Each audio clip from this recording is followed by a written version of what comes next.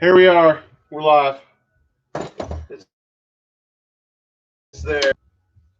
Close the door. Make it a little bit different in the video lighting situation now. All right. We got a chance to go out to a nice hockey rink. As you can see, I'm totally stoked about it. Not so stoked about this. This is going to be one of those streams where I got comings and goings happening. So things like laundry and other fun stuff amongst that. Maybe a kiddo here and there. As you see, got a huge adapter. This is like a 25 millimeter because you want to have your stance somehow from the Phi Slamma Jamma committee of how to put a car on the deck. So what has happened is I've obviously slammed these things and put the lower knuckle upright, the lower portion of the uprights that carry the knuckles way out to the outside, suck the upper arms all the way in, and pop off my little fancy. This, I believe, is an Alfa Romeo 159 that somebody kind of screwed up. So I got the body for like 18 bucks. Decided to just load it up, sticker bomb the crap out of it. I don't know if you can see any of that, but he's officially a member of the Mini Cooper Sports Club, whatever that is, and the Midnight Drifters. So yeah, nice little Yokomo wing.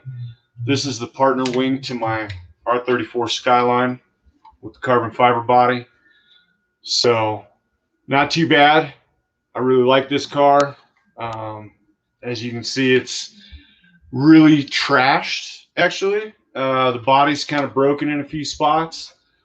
I've taken some like buffing wheels and pliers and stuff just to rough it up and get it really nastified, like you've taken out on a couple corners. This corner's missing because of an auto lift, car lift, because when I built this, it was for drifting in an auto shop while I was bored, waiting for work or waiting usually for parts.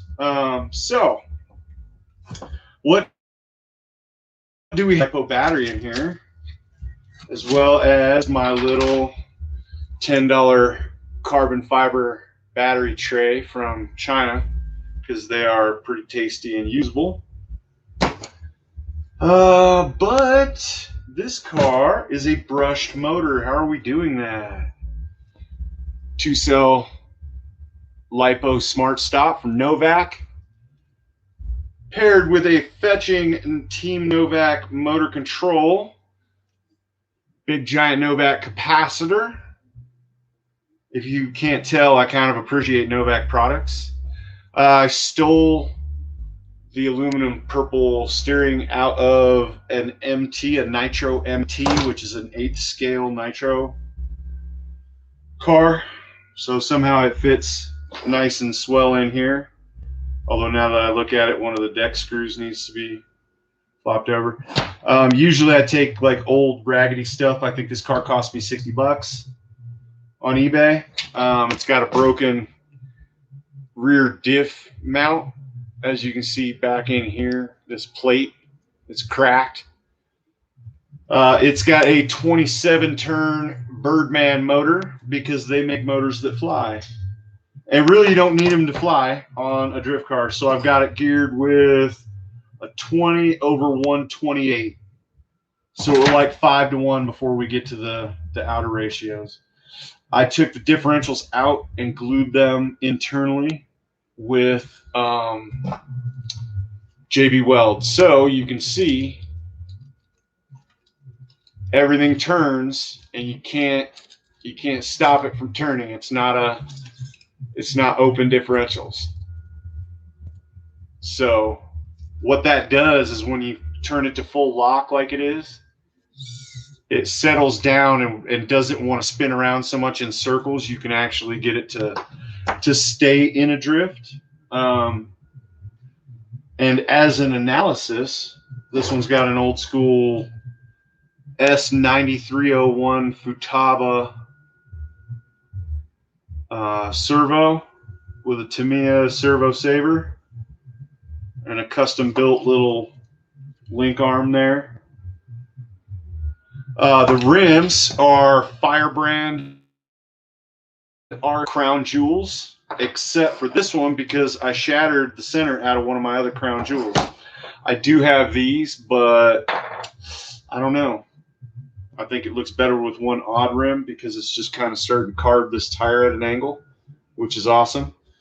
And it looks like I slam danced this thing into a wall, which I did. And it kind of happens to be, yep, on the broken corner. So it looks like I cased it, you know, whatever. So what has happened is the lug nut, which goes with these big giant things. I doubt you can see it, but in the very throat, the very beginning of the throat of this lug nut, it has stripped off. And that's not due to the axle stripping out. It's actually the lug stud that is stripped. So this is a problem. Fortunately for me, these are, I think they're $10 a set for a set of 4 of them.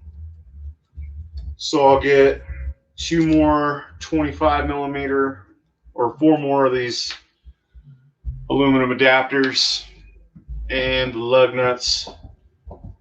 Let's see if this re-threading process did anything to help. This thing was kind of holding on there pretty good, but it is what it is, man. You can't have everything. And I wonder if this was getting anywhere. No, push on the inner part of the bearing so it's spinning. All right, we'll see. All in all, both of these cars performed like really well. They did a fantastic job as far as drifting is concerned. Until this one lost his wheel and I realized it was based on it being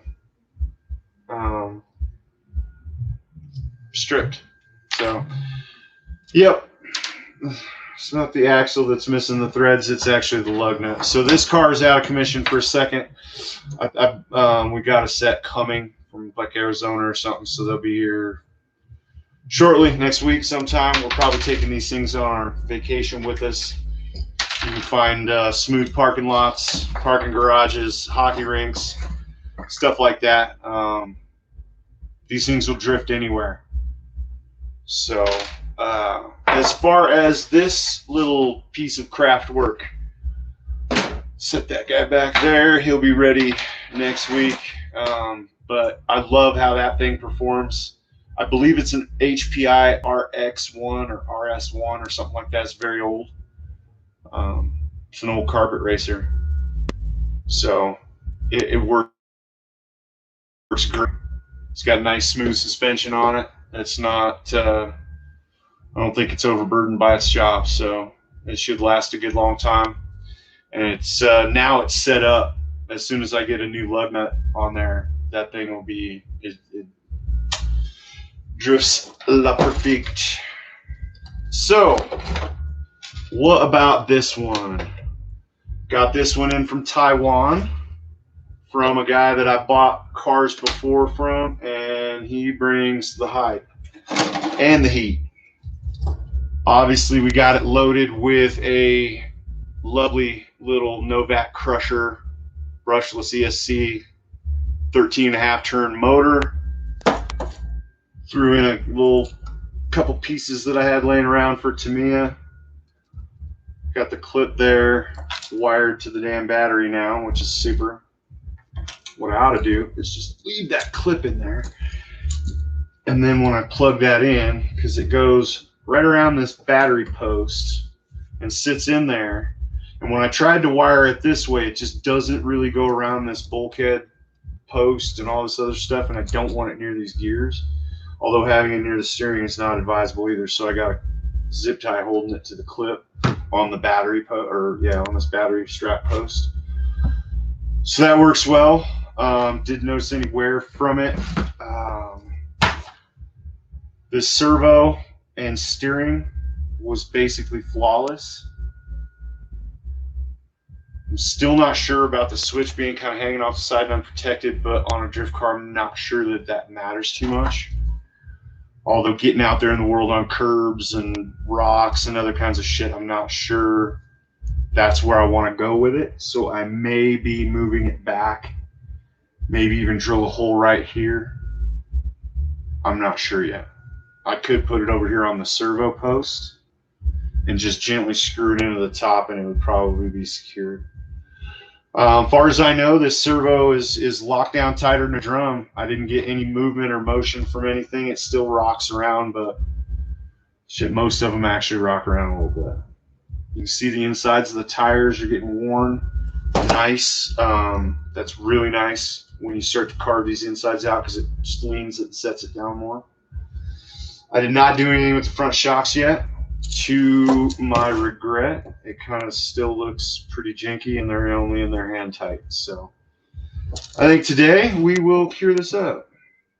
See what we got for some shocks here. Performance-wise, how did it drift? Was it good? The fact that this unlocks allows the car to spin a very tight circle to the left, which it prefers to do. So you have to be really, really driving with finesse. Because you can see these things are just kind of, they don't have to be attached to anything, which means they can freewheel, which is not necessarily what you want. What's happening is the ball differential is just sitting in there spinning on the bearings, little tiny ball bearings, and they're not doing anything as far as driving the car or stopping the car or whatever. That one is locked together, and just like any good crawler, it'll slide. It wants to slide in a turn. It doesn't want to actually turn and go a direction. This one wants to turn, and then your back end's locked up, so it spins. So what do we do? What do we do? You can get it to drift, and you can get it to drift well. You have to adjust your driving style.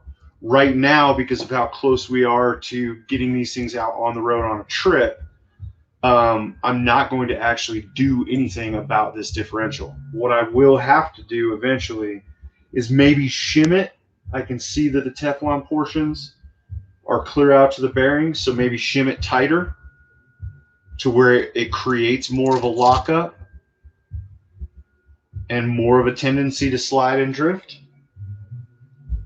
But as far as performance goes, this car was extremely on point. No overheating issues, obviously. The gear is, I think, just well put together.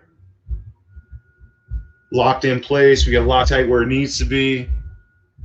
We got metal gears basically everywhere except for this spur gear.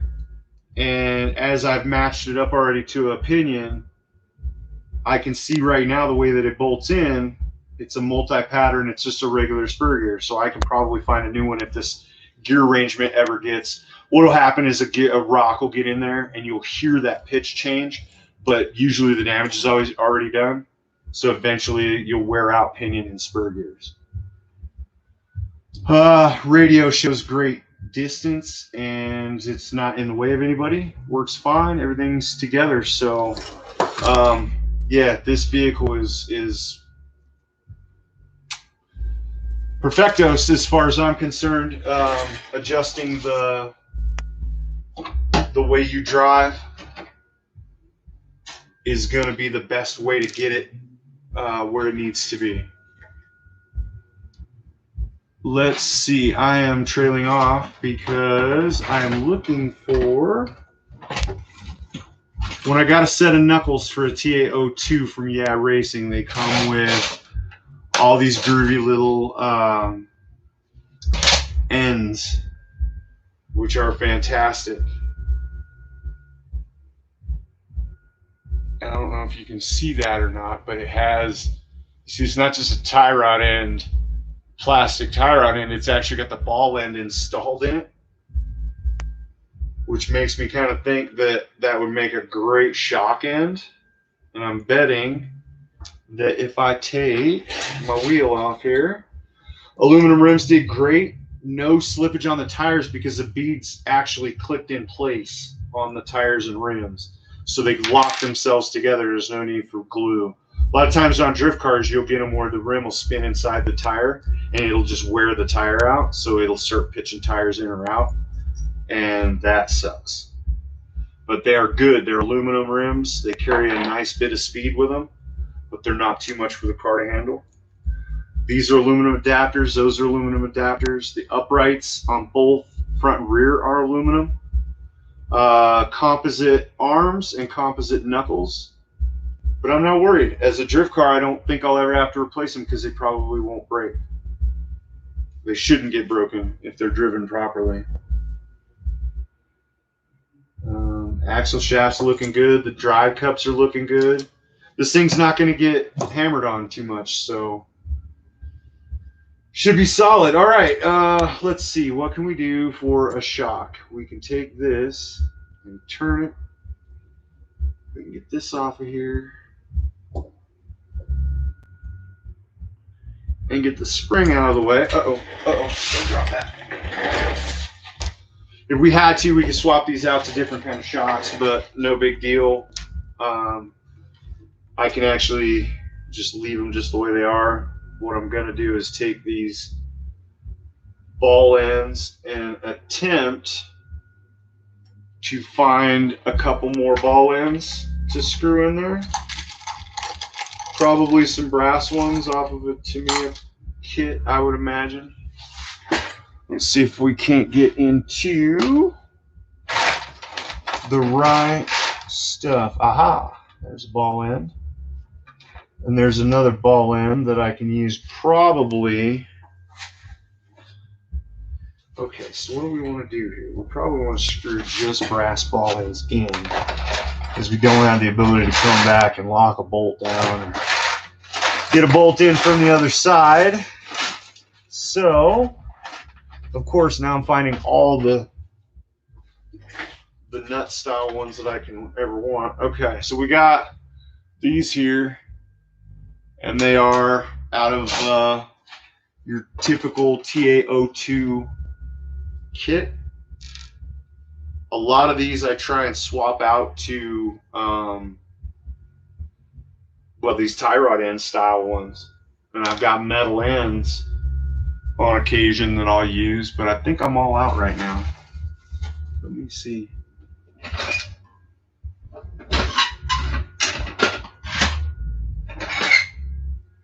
Well, yeah, you can see the tie rod bucket's not doing so hot. Don't have a lot.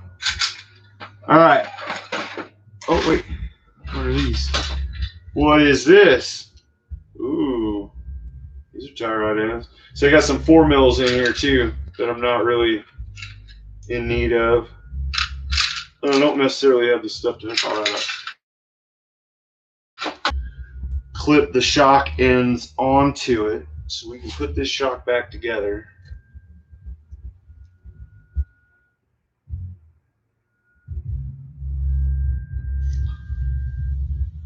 All right. There we go. Okay. Then we'll take this and screw it in here on the outboard setting.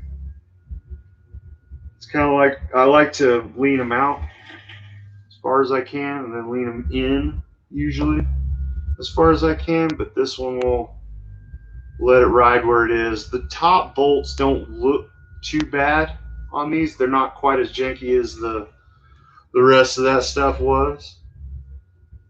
So we will just leave it. What do you think, kids? Leave it? Move it? Screw with it? Should we not?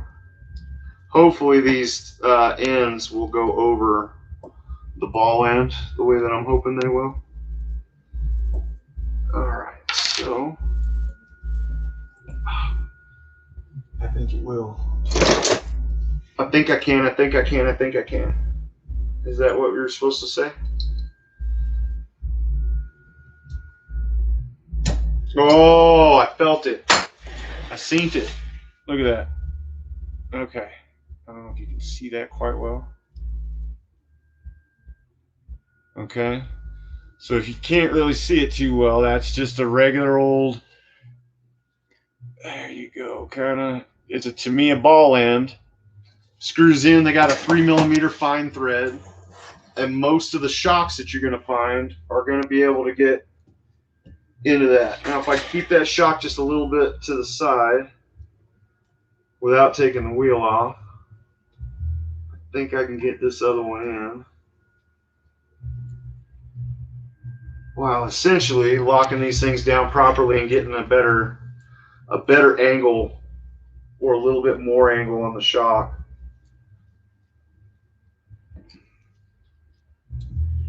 Decreases overall shock travel, I think. Gives you more suspension travel out of the shock, something like that. It does something cool. Leans them all out, stances them. Looks good. These are just the shocks that came with the kit, or well, not kit, but the chassis as purchased. This is one of my little secret honey holes where I found this thing, so I'm not telling you any information about where to get this or which buyer or seller to get it from, because he's mine. It's for me. I'm keeping him all to myself. Oh, and it's just all locked down with sexiness. Okay, so now, ooh, these things don't seem to respond very well to, man, it's kind of a weak response. I'm not sure I'm happy with that. Of course, those are light blue. They're light blue springs. I bet those are freaking not very stiff springs. Oh well. This damn thing pops up and down. It doesn't want to stay down, and then this is all kinds of slow over here. Yeah. I guess we'll just have to accept it the way that it is. But the way that it is, as far as I'm concerned, is fantastic. It's absolutely a blast to drive. It lasts a good long time. Unfortunately, mine came apart, so we had to split and go do other things. But that's just the way it goes. Sometimes you get some mechanicals that you just don't have the tools for, and I didn't have the tools. So, but next time that lug nut thing will be taken care of, and we'll be able to drift for, oh gosh, these things last for usually about 45 minutes to an hour, depending on how hot it is. If it gets real hot, 80, 90 degrees out, you'll cut that down to 30 to 45 minutes. Usually there's zero appreciable heat load to these things. I mean, I like to be able just to 110, 115 degrees kind of area. Nice and cool. Even on most of the stuff that I run out in the dirt, and there's very few cars that I allow to get to any kind of real temperature. I've got one brush motor car that's a little bit overhyped for what it should be, and if I run it too long, it would burn up. But any of the rest of these usually are running a very cool, what do they call that, an under-geared, or maybe a little over-geared, where I don't have to have stress on them because they're getting plenty of speed. And that for me is way more than enough. Plus these drift cars, if you get too much actual wheel spin or too much RPM at the wheels, when it catches traction, because it eventually will, it starts launching off, but you can't slow it down properly to get any kind of control out of it. And usually that's when you start breaking stuff. That's when all the accidents happened here, because I had it way over geared. It was just way too fast. But that is that, and this is this. It's a whole bright, fancy new day. And I believe I have the parts necessary to start something that I've been waiting for a long, long time.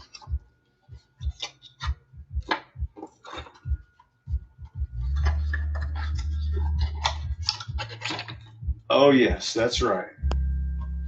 That, oh boy, it looks just like glory to me. Absolute gloriousness. I wonder if we can get that. Maybe we may be able to load the wings a touch. But since we're doing so well on so many fronts, what I'm going to be doing is a bit of a reallocation, because we have several servos, steering servos, that can function while a new high power aluminum servo is coming in, should we need it. We've got a crunchy servo in one of the other TRF cars. If you're not aware, if you haven't heard, if you don't know, when it comes to Tamiya, you get these, which is a 1/10 scale radio control 4-wheel drive high performance racing car. That's what it says on the box. Okay. What you're getting is a plastic tub and model that is 1/10 scale that you may choose to upgrade at your discretion, and it will come with the basics. It will move 12 or 15 miles an hour, okay? Because it is a 1/10 scale, they're assuming that you don't need to be above 150. If you're looking for something where you can declare it immediately as a real racing car that would keep up and do well against modern equivalents, this is a very, like, it's several generations old as far as the Formula Series goes for them. But you get a 1/10 scale RC 2-wheel drive high performance racing car TRF 102 chassis kit. So that's the way that this shows up to you. And of course, it's going to have no body, no wheels and tires, no electronics of any kind. It will give you a manual and a chassis kit setting sheet. So if you see, this is your setting sheet. So it tells you all the different places where you're going to want to move the various things. These Formula cars do not have the same type of suspension as everybody else. They've got a T-bar rear suspension with a floating rear end with one single shock in the middle. And then up front, they have a stiff control arm with ball ends in the outer portions. And then these little spring risers. That's why I'm not showing you the ball ends yet. But if you look right here, these little knuckles go up and down, and you can change the springs. But it's very, very minute amounts of change because you're trying to apply full grip. So as you can see, that is what the chassis looks like all the way put together. So you got this shock here. Now the TRF cars are obviously Tamiya Racing factory, so they're going to be all carbon fiber and aluminum.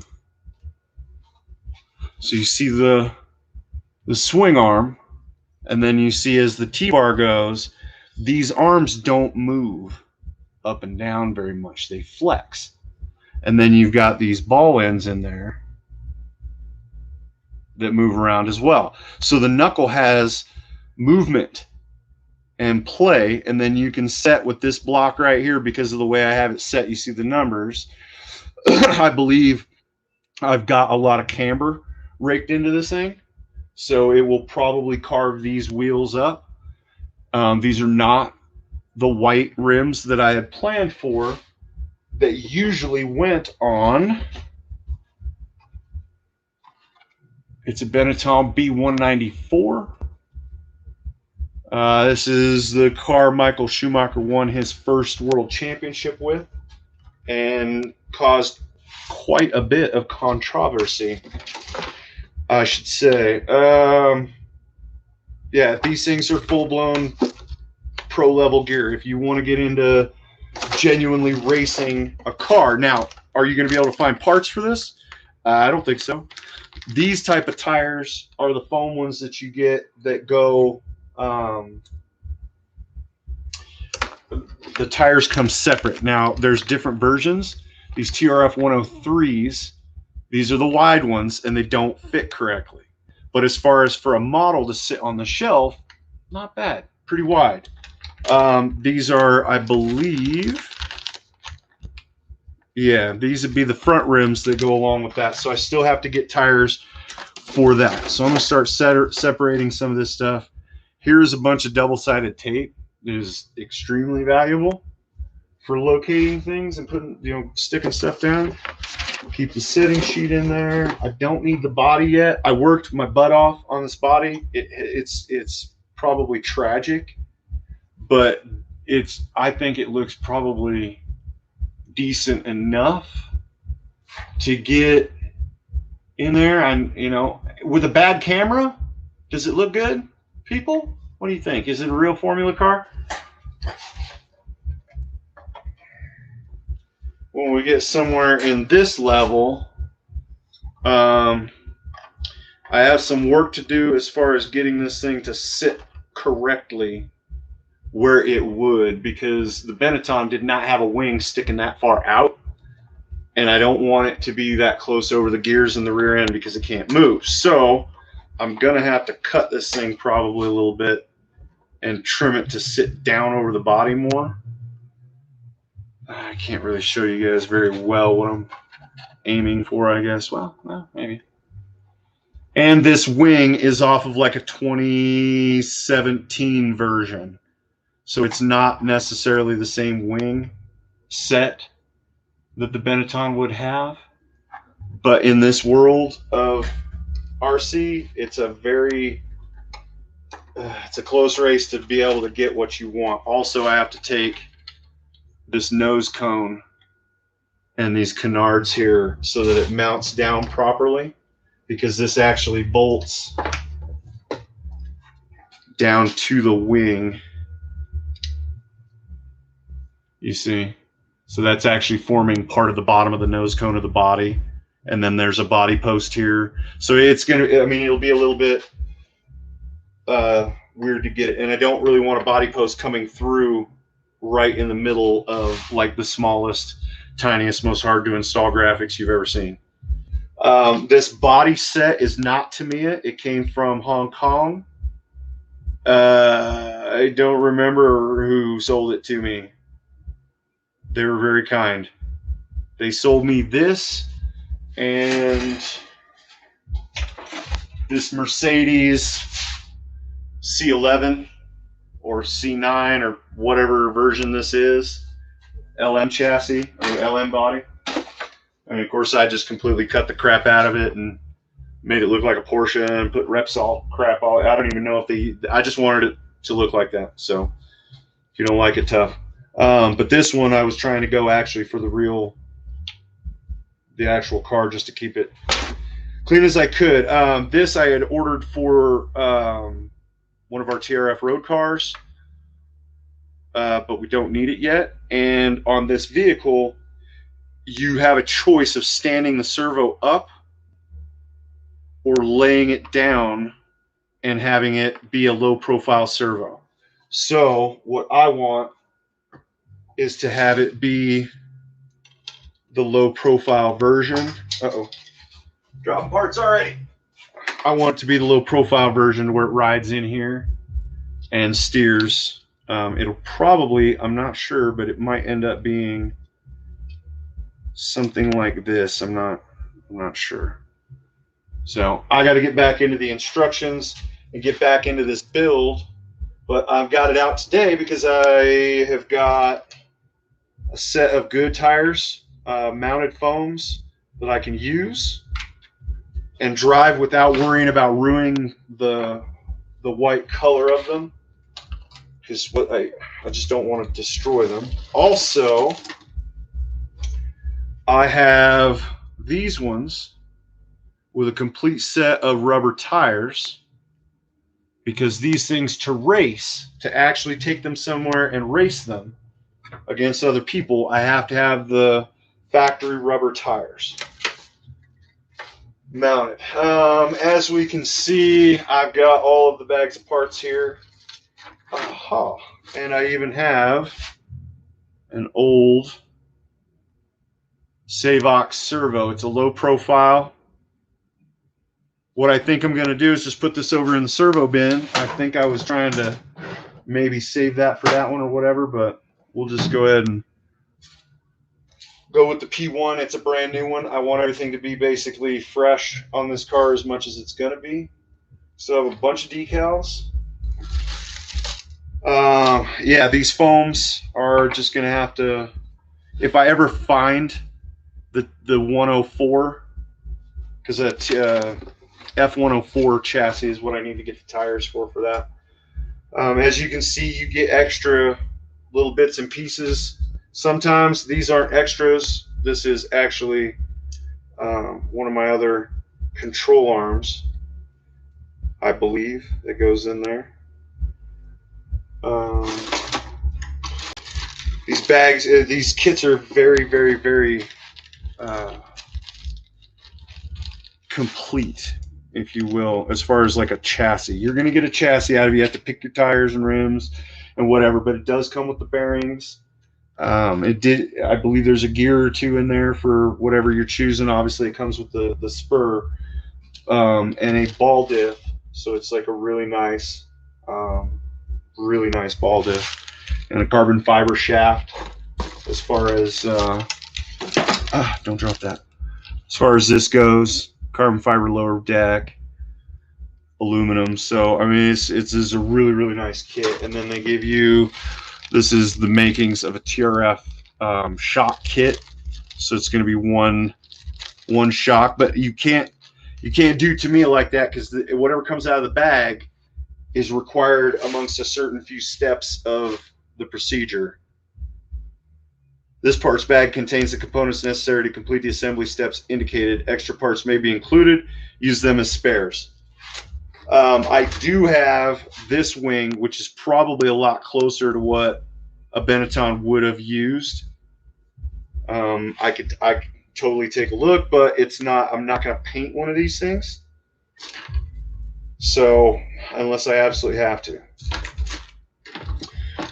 Okay, so we've got the set of rubbers. All right, and then what do we have as far as power and control? We've got an Evo P1 servo,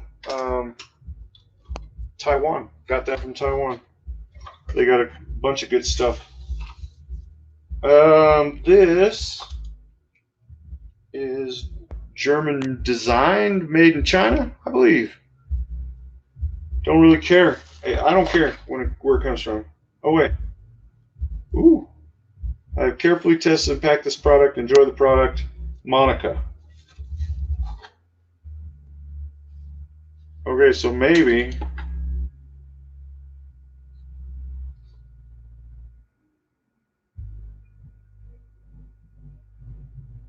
this thing was made in Germany.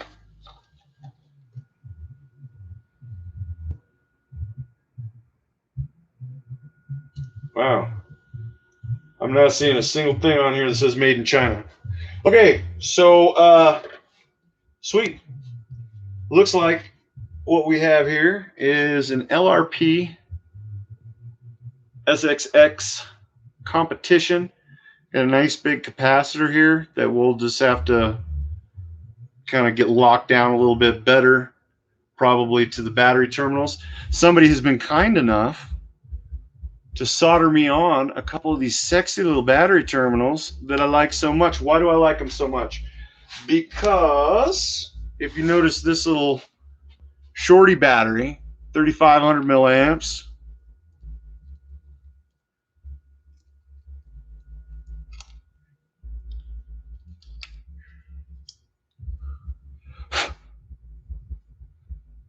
bada bing. You know what I mean? So as it stands, we don't want to touch any of the wires together or anything, but it is indeed possible to conceive of a time. Let's make sure that we get this correct. Hang on, folks. Hey, buddy. How are you? Good. What you up to? Nothing much. I was hoping to play on my phone a little bit. Yeah, if you want to go do that, that's cool. Do a little Minecraft. Sorry for being a little bit late. That's okay. Did you have fun at Lily's? Yeah. Excellent. Like Fortnite, we had some fun. Excellent. Sounds great. Love you. I love you too. You have a good time? You too. I'll come in and get you for some lunch here in a bit. All right. All right. So there we have it. As it turns out, these little banana connectors are not the right size. They're just a little bit big. Ta-da! So, what does that mean? I much prefer to have this all mounted in such a way where it's going to be connected. Let's see if you can see some of this. So you see how tight the real estate is getting in here. Wherever we're putting all of the top decks and everything else, there still has to be room for a radio. There's got to be room for a shock back in here. We've got bulkheads and some other stuff tying everything together because this isn't just going to flop around. And then at some point or another, right over the top of all this is where a body shell is going to sit, and we want it to suck down as far as it can. So I would love to have these three getting kicked off back this direction. I guess you kind of have to do it like this. And then these maybe going this direction, but I'm not sure where that's going to end up. So going to have to think about that as far as how everything goes. But you can see real estate in one of these things is a very precious commodity. And even though you're wanting to use as heavy duty of parts as you can, you're also not wanting to overcrowd stuff, which is why I thought one of these competition motor controls would do good. I've got an LRP Flow X off-road in my Lancia Delta. I've also got, I've got this LRP Spin brushless that is about to be over there in the Mercedes. As soon as I get those, I'm going to redo the wiring on the 15.5 turn motor I got for it. And I went ahead because I knew this one would be in the list of stuff that I could use as far as approved motors and whatnot. It's the same battle plan as pre-purchasing the rubber tires, even though I do truly intend on only driving on these pretty much ever. I will have these with its BBS little, I've got the little green and blue rim decals. They go on the insides of the rims so that they're actually scale and look correct. But as soon as you drive them, you're ruining them. And those rims are genuinely difficult to get at times. So are the tires. So I want to save them, keep them nice and fresh for whenever I get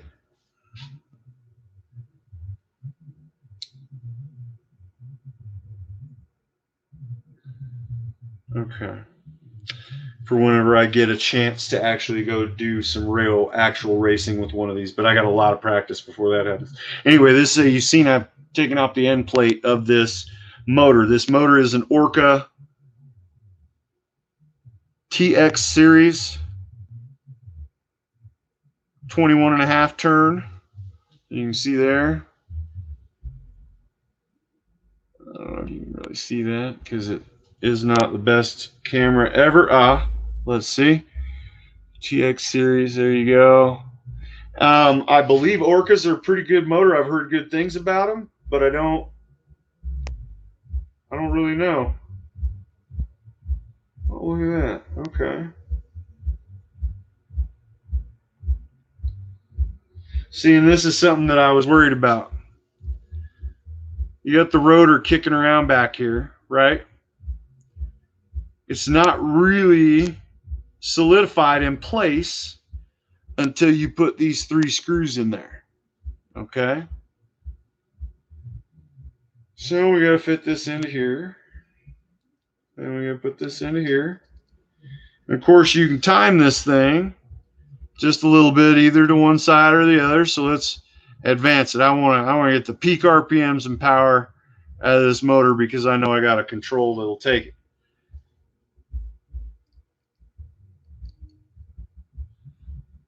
And what has happened? What has happened is that somebody has lost the 2 screws. Now, when I bought it, I got it like this. I didn't see this in the pictures on eBay. Sometimes this kind of stuff happens. So what I've done is order a screw kit in what I believe this thread to be, which is a 3mm or 2mm beveled head screw. Because as the measurings go, that's about what it looks like. So we'll see. I've got a screw kit with a variety of different lengths and I think a couple sizes coming in. So when I can get all 3 screws in place, it's a lot less crunchy, I can tell you that. It's not moving around. It's held like it's supposed to be. But I'm quite sure this will lock down and give me a decent positioning as far as timing the motor and keeping it secure, I guess. So you don't want it to be sitting there turning and rotating. So yeah, Orca 21.5 turn motor, LRP competition motor control, and you can kind of see as we're getting further and further into this little arrangement. I don't even know if you can mount the motor control on the T-bar like that, because the T-bar here is a moving piece. You can see, you see that? That's your T-bar moving. So you got this hinged piece in there, but then what it's bolted to, you can see that T-bar in there flexing. And that gives you a wide, I mean, look at how wide that is. That's like an inch and a half worth of travel. And then, of course, you get another ½ inch up and down with the shock. So it's actually really nice suspension. It just happens to be like a torsion beam or something, solid axle. I'm not sure if they ever had solid rear axles in Grand Prix cars that were like this, but whatever. They're Japanese. They must know something about it. But anyway, you can see how real estate is getting to be an extreme premium. But once it's all together, this is going to be a pretty nice little affair. Okay, so what do we have and what do we not have, and what the heck time is it? 12:30. It's lunchtime, people, and I've got mouths to feed. So I'm going to cut it right there. I've let you know. Now you know. You know things and stuff are still happening. And I will try this weekend, probably Sunday afternoon or evening or something. I'm going to try and get back into this build and really sit down with the instructions and go step by step, because now I got the servo idea lined out. I can actually get the whole front suspension done and put it on wheels.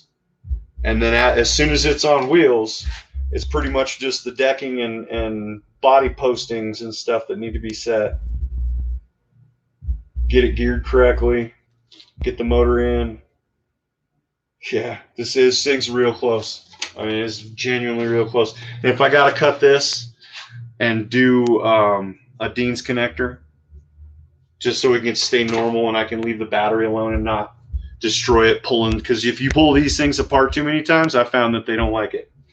Maybe they got better battery brands out there that don't do that, but I figure just leave it alone. Don't wear it out just trying to take it apart and charge it. especially not when you can correct the issue with a decent connector swap out, and then just leave these portions in there so that you're not shorting the cells out or breaking the connections, because when that happens, it just sucks. It's like 30 bucks wasted. All right, well, looks like I've got everything freaking set. This thing is going to be absolutely, it should be a screamer, really, because I can gear this thing with that motor and that motor control. I should be able to gear this thing basically however tall I want it. So I can shorten it down and I can lengthen it out for whatever courses that I want to set for it. And the usual parking garage where we drive, these are going to be just absolutely invaluable. I love foam tires, and Contact makes some good ones. So there you have it. Formula One car coming shortly to the screens near you. Aren't you glad you subscribed? I am. I'm super happy you subscribed. All of you. Thank you. Thank you for watching me. Just want to keep you up to date. It's just another hot day. I'm out doing yard work and stuff. I figured I'd come in here, tell you what the drift cars are doing, how well they're doing, show you they're still part of the team. So this one's going to be coming online very, very soon. I believe. Oh, look at this. Can you believe I got one of those? A blue front gear case for a TA02, which, if I am a wiseacre, what may very well be happening is that this car is going to be a complete set. If you can already see, we've got a blue motor, aluminum, fetching. Blue steering, very nice. Blue knuckles. I can swap these out and put these blue one or these gray ones somewhere else. I need to get the rear knuckles and the lower arms, but I can swap this case out and put this one in the spare parts bin. Because if you notice, if I was to take this front case and put it on here, I would have like a whole nother chassis. Does it look familiar? Yeah, because it is. Yeah, I've got extras. So, and I've still got another steering for one of these that is going to go on my little Lancia 037. That should be completely awesome when that thing gets kicking. But I'm really thinking about doing this one in a series of aluminum upgrades, aluminum shock towers, and then leaving the plastic tub chassis. That's right. Leave it just like that, because this little guy is lovely.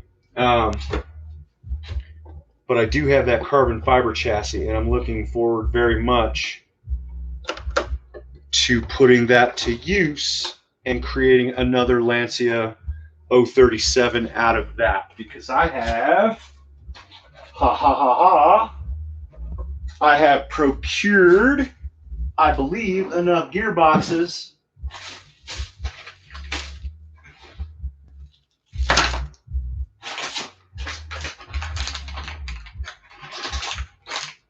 okay, so ooh, I got some pit bulls.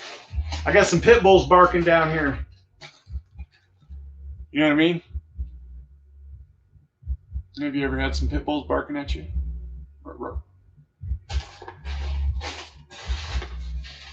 There. I knew I had it, and I still got it. So there's the gears. Here is a set of the rims, but I don't need those rims. What I would need is another set of B blocks so that I can put not those tires. These tires. These are your semi-slicks. And they come with the kit originally, but they will go on to a beadlock setup. These are 2.2 by 3.0 off-road tire, but they're actually like a licensed version of your pit bull Rock Beasts, Rock Beast XOR, and I someday would like to put those on a sweet little Ford F-150 that we have. Also, if I didn't necessarily want to go, and we'll see what the spacing is on these, because I've got the right offsets. I've got a 10 and a 15 millimeter offset, but I don't know how well it's going to do with the hard body. These are a set of rims for a unicorn, and they are 30 millimeter wide all the way around, and I like that sort of thing. So I may be incorporating that into that. I'm not sure just yet, but I will have to acquire pretty much all of the aluminum parts necessary to outfit that whole carbon chassis like I'm wanting to, because there are some other things happening that I have completed. Ah, there, see? Look at this. So we've got a spare in a rear case, another spare in a rear case, but that I also have two trucks up there that use this, so I don't know which one's going to take it first. I can take this blue case and add it to my little blue Sierra, so that one's declared for. And then I've got a front. So I've got the front and rear case handled with a spare rear. And where the hell did I put it? This is where I put it. Excellent.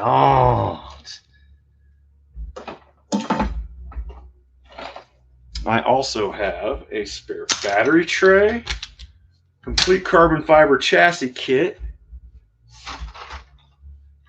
I got a brand new ball differential kit for one end, and a used ball differential for the other, as well as a complete set of gears and internal shafts and shaftings,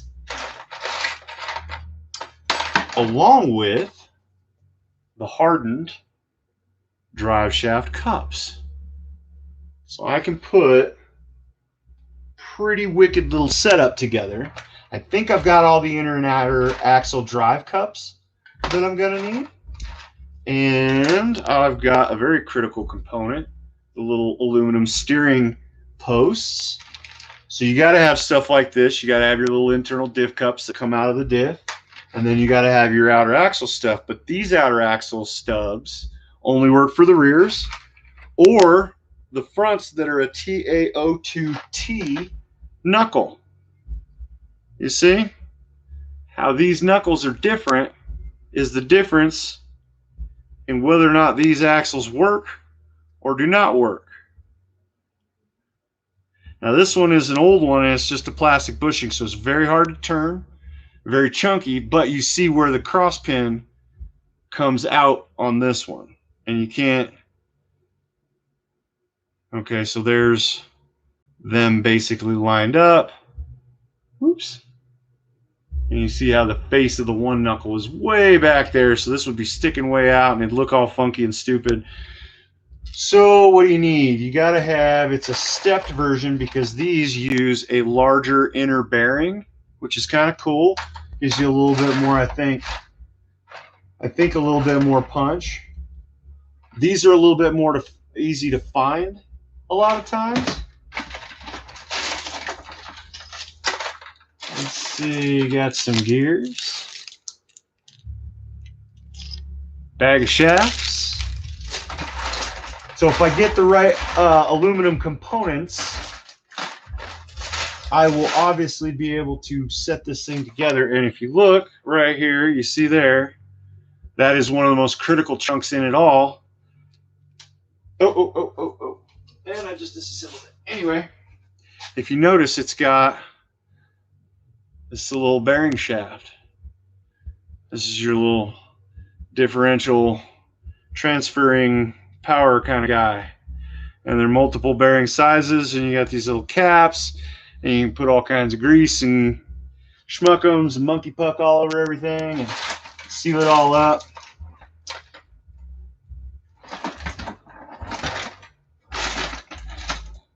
So what I'm hoping to do, here's that ball differential that I've got, completely assembled, ready to rock and roll. What I'm hoping to do is get this thing onto a road car platform, basically. You know, treat it as if it only runs tarmac rallies, which will mean I don't have to come up with the gigantic bumper that comes with the kit. Because if you notice, here's your 037 TA02SW kit, and this gigantic bumper out here actually serves to protect. Don't look at the cracks on mine because I tried to run it without the bumper. This is how I know you need the bumper, okay? Because this hard body can go for as much as $200 or $300 if you're unfortunate enough to need one. Lucky for myself, well, I've got a breeding pair. You see there? So this one is unbroken. Ah, that's how you know it's the new one. But I don't want to break it, and doing that will mean that I got to run it on a road car footing. But if you look, it's got the little blue knuckles in there that are the shorties, because it's going to be a little bit narrower in the front and a little bit wider in the back. And I believe this is more of the touring car knuckle as opposed to the truck knuckles. Because, and why would I say that? Why would I ever say something like that unless you wanted to look at it from a standpoint of, you see what I'm saying? Like, look at the way the knuckles are. And of course the Ford's got spacers all over it, but you can kind of see how that's going to be a difference of width. So I want to put together a Tour de Corsa, I believe is a tarmac rally. And somewhere in here, I know for a fact, because I've seen them floating around, is a 1/18 scale set of Benetton Jolly Club 037 graphics that I got from France. So when I get those expanded, I will I'll let you know, because I got to take them to a graphics shop. But this is super exciting for me because we're at that tipping point where I've got a pretty good start on a bucket full of parts, and I may end up getting lucky enough to, there's two choices that I have. I can put this back together and eventually end up, because it's still got the differential inside of it in the back, so I can build another front diff and stuff like that. I think I got enough of the shafts to do it. And I've got two body choices that I can build with this chassis. And I think what I may end up doing is going back with, because I don't want to use the Skyline. This body came on a TA01, so it's an R32 Skyline. Very, very rare. I didn't know how rare until I ruined it.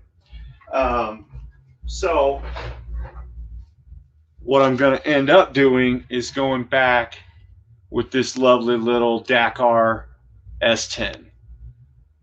Now, it didn't run the Dakar. I just made it look like it did. And it's got the Stig drive in it. We got Novak or nothing on it, so maybe we'll try and find some other Novak electronics somewhere throughout the range of products we can find on eBay occasionally. Or what might be cool, look at that. That's some Novak products. That's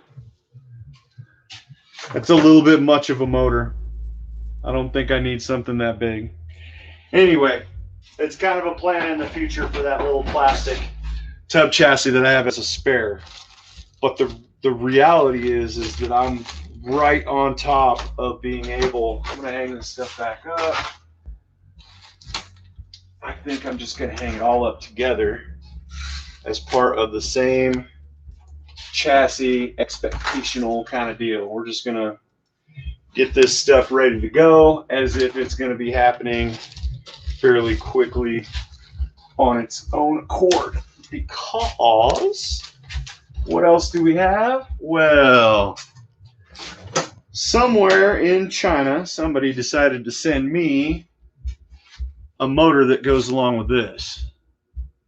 This is a Castle Sidewinder 1/10 scale SCT edition, or short course truck.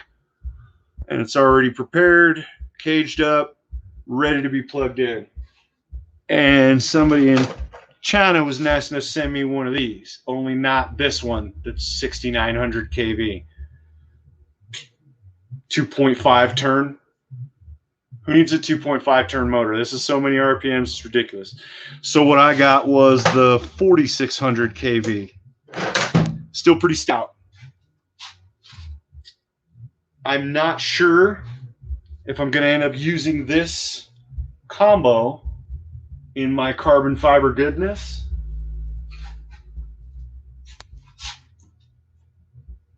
I don't think that one works very well. I got an old school brushed Novak motor control hanging around up there that I could use, and I've got like a pretty cool GT tuned Tamiya motor I could throw together with it. I've also got, this came off a little helicopter or something.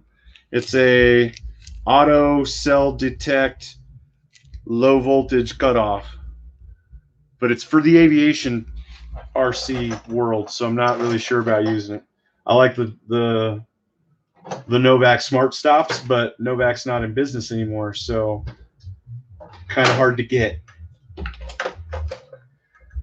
So yeah, I'm not sure what I'm going to do.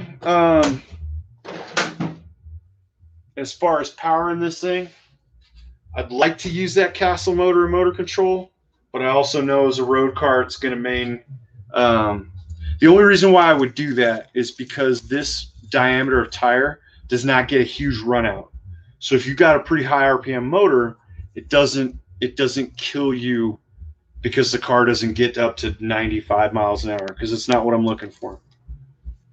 Believe it or not, you can't get much control over one of these. This thing's only got a 17.5 turn motor, and it is absolutely perfect. Perfect. When you set this thing into a drift, you can drift 8 or 10 feet exactly the way the real car does, because this thing's a mid-engine little maniac. So I don't like getting them too hairy. It ends up costing a lot of parts money. So let's just keep these and get into some lunch. I'm cutting it off, kids. I got to get cooking. You're up to date now. You've seen it all. You know it all. And I love you all. There it is. Let me leave you with a vision of an Alfa Romeo from your nightmares. Maybe your dreams. Did you ever dream of something so cool looking as that? Can you even see what I'm talking about?